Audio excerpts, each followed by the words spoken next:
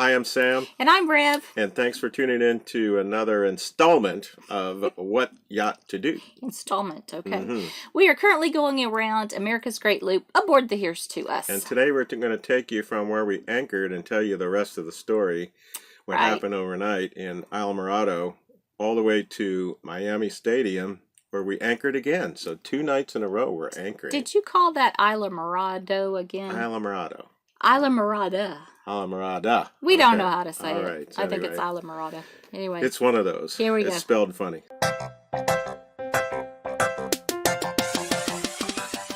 When we last left you, we were anchored and we were going to go to bed, and we said, what's the worst that could happen? The wind's blowing from the north.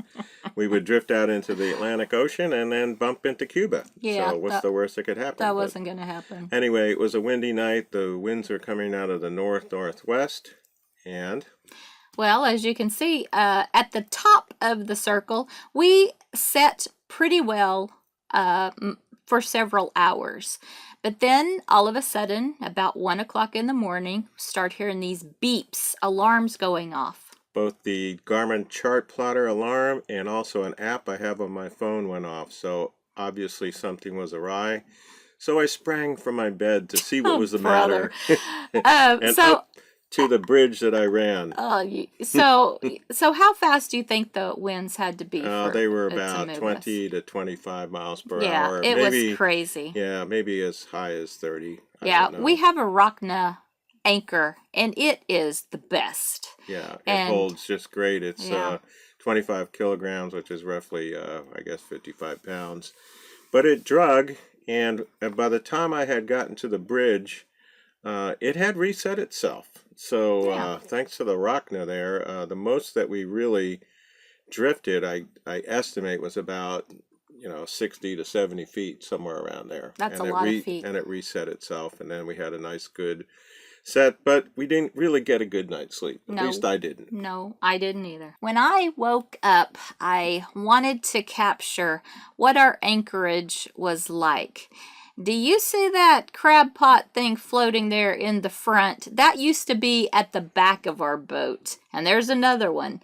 We were dodging crab pots when we were trying to set the anchor, but as you saw, we got drugged back behind them. Anyway, it was a beautiful morning. I walked all the way around the boat. You see the water, beautiful.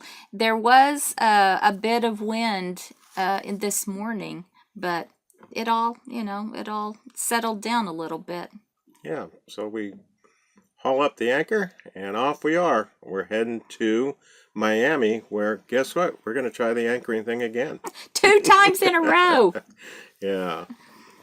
Nice day for cruising on the outside. You can see the land over there. Islamorada. Islamorada, yes, it is. And there are a number of inlets. I don't say a number of inlets, but there are about 4 or 5 places where it's safe to cross over to the Florida Bay side and go on what they call the inside. However, because of the winds and because of the draft of our boat, I just didn't want to chance it. And I also wanted to go fast on the outside. And so we did that. We decided to let's get to Miami and anchor and get there. When you go inside, you have to watch the depth all the time. And we just decided we didn't want to do that. But you can see the white caps there on the water. The wind was, nothing. Yeah, and so we sped up a little bit, and you can kind of see the salt spray coming onto the windows there. A little bit of traffic. We did see a number of boats heading toward the Keys as we were heading away from the Keys. Right. And it wasn't raining. It was just the water, the spray washing up there on the side there. Still love looking at sailboats. But nice and dry inside the cockpit, or inside, not the cockpit, inside the bridge area of the Here's To Us. Right. There's what it looks like out the back. Yeah. Without quite the wake. What did you go up to? 2,200 RPM. It planed out and gave us about 19 miles per hour, 19 and a half miles per hour. But the water is beautiful. You can see that color of blue there. And it's just a really beautiful day to be moving to Miami. Looking out the side of the spray there, and were you going fast at this point? Yeah, I think we're going fast. Yeah, no dolphins could keep up with us at this point. Right, beautiful day. And then the water put on this show. How does it do that? Yeah, I don't know. And, I got concerned because I hadn't seen this a lot. And I thought, well, is the depth different? And the depth was the same going through there. So if you all know why it changes that color, I believe it probably has something to do with what's on the bottom, what the bottom is made of, whether it's I don't know, coral but or it is sand so or seaweed or what. But beautiful. it is just beautiful. Yeah, the dark blue and the green, and we could see Miami in the distance there coming Yeah, up. so we knew we were going the right way. Right. So we're going to elect to enter into the inside, the intracoastal waterway at Biscayne Bay Inlet. And that's going to take a little bit of, slowing down because there were some shoaling reports in there. So we're going to slow it down as we go through there. But we had to wait for the traffic to get out of the way. Yeah. Another big boat heading toward the Keys. In white caps. Yeah. So. So it is windy, but once we do get into Biscayne Channel, we're starting to come up on that here. You will see that it does calm down considerably as we come in there. Kind of reminds me of the Caribbean, the colors of the water. There's the lighthouse, and as we're coming into the channel there, I'm watching the depth and trying to stay in the center of the channel and avoid the shoaling reports that are out there.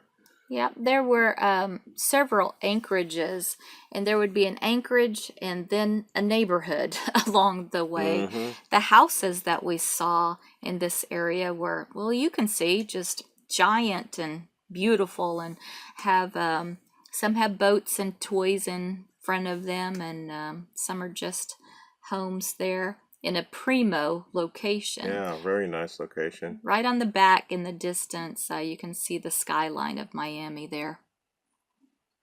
So here we are, we're going through this channel, and we're coming up in Biscayne Bay, and their traffic is starting to pick up because this is a Saturday, which we said, hey, we would rather not go through Miami on a Saturday, but here we are because of the weather and because of schedule. Yep, I'm trying to move on. It's a stunning view though, as we got closer to the downtown area and dodging boats. Yeah, lots of traffic, and they go fast. I guess they're in a hurry to get out here, and here comes one. So I was telling Rev, all right, here it comes. I'm doing about 9 miles per hour, putting out minimal wake, and this big, I think it was 70 feet. That's pretty big. Yeah, he's going pretty good. And so yeah. Let's get ready There to he rock goes. and roll. There we go. And of course, I could turn into that wake a little bit, but it wasn't that bad. We're just going to rock and roll a little bit here. Well, you mean you could have prevented this action Well, here? yeah, I could have turned the boat into it and, cut the waves a little bit, but it's not that bad. Mm. And this is where we anchored. This was our view for the evening. It's an area called Marine Stadium. Marine Stadium. And it's where they have the Miami Boat Show every year. And we could see they were dismantling that because it just had been taking place about a couple weeks before the Miami Boat Show. So they were taking things apart there. But we grabbed the front row seat. Yeah, we did. And we got there in the afternoon, so we kept seeing party boats all around us. We heard the salsa music, and there are a lot of ladies in bikinis all around. So it was cold, but they did not let that stop them. Yeah. All the music stopped around 10 o'clock. So the nighttime, quieted down. It's started to get peaceful. There was very little wind. We had just enough current there to kind of keep us where we were, pointing right at the city. and had a beautiful view of it. It was just incredible. Well, thanks for joining us on our trip from Islamorada to Miami. You got it right that time. I know. All right, where we anchored 2 nights in a row. And so we are going to be going to a marina. And the next marina, I'm going to tell you the best fuel story there ever was. The best fuel deal there is. Right. But in the meantime, if you have questions about this video, just scroll down and hit the comment section. We love answering your comments. We love to hear from you. And if anybody knows what the difference is in the water, let us know on the comments.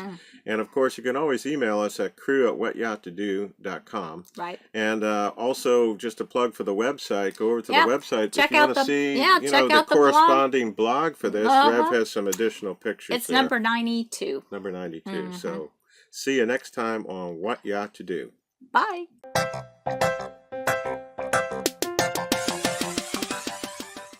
Hi, I'm Sam. And I'm Rev. And welcome to What Yacht To Do.